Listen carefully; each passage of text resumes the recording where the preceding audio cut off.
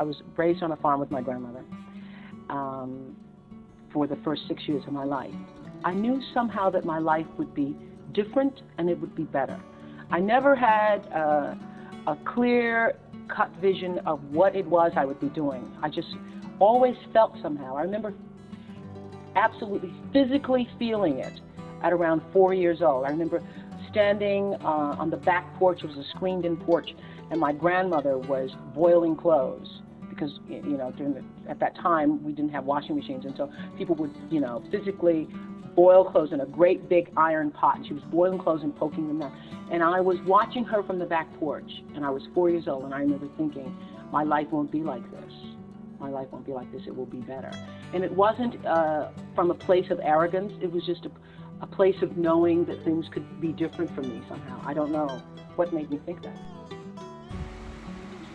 She would let them out there too large. She would take them in.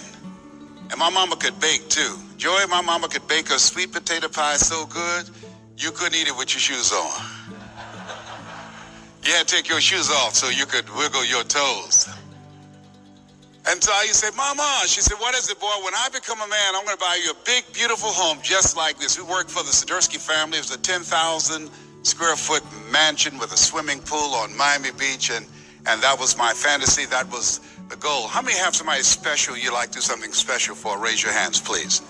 Very good. I want you to think about that. I want you to think about that person that has blessed you. I'm thinking about a gentleman that I'll talk with today who's been a blessing in my life that I've been working with, and look forward to talking with him in 2 weeks as I go back to Miami to visit him as I do. He is a man that changed my life. I was in his class one day working, waiting on another student. He said, young man, go to board and work this problem out for me. I said, oh, sir, I can't do that. Why not? Sir, I'm not one of your students. Look at me. Yes, sir. Go to the board and work the problem out anyhow. I can't, sir. Why?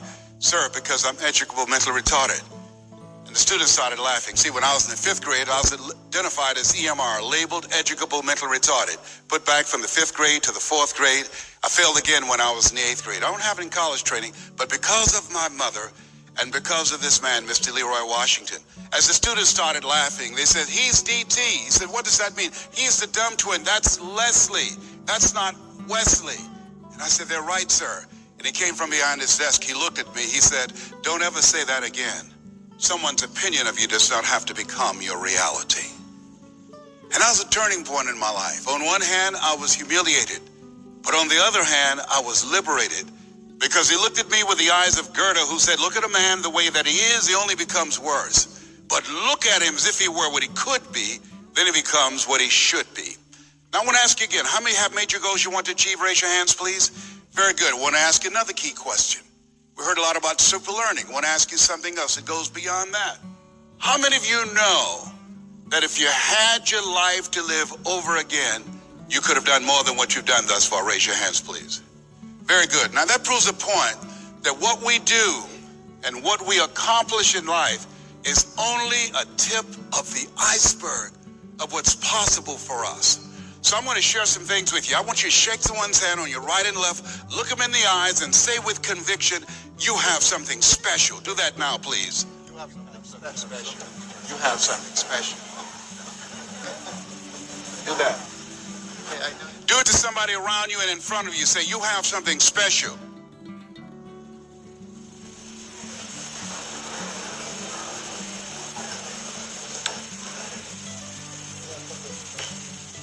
Ladies and gentlemen, you have something special. You have greatness within you. When we think about CEO, I want you to write this down. Write down community. Community. Why it's important with this work that Bernie is doing. He's creating a community of achievement-driven people who are working to manifest their greatness. The reason that most people are stuck, and here are 3 primary reasons that most people never discover their greatness. Here's why what this work is so important, and you're showing up and you're being involved and engaged in this process. Is number 1, 3 primary reasons that I've found that most people are stuck. Number 1, write this down. Most people don't know what they have going for them. This Les Brown that you see, for years I held him back. For 14 years, ladies and gentlemen, for 14 years, because I did not know the truth about myself, I was in bondage. I was living a life of mediocrity. We live in a world where we're told more about our limitations rather than our potential. I saw a movie with Tom Cruise. It's called Magnolia. Came in the middle, but that was just enough. There's a line in there that I won't forget. And the line was, we might be through with our past, but our past is not through with us.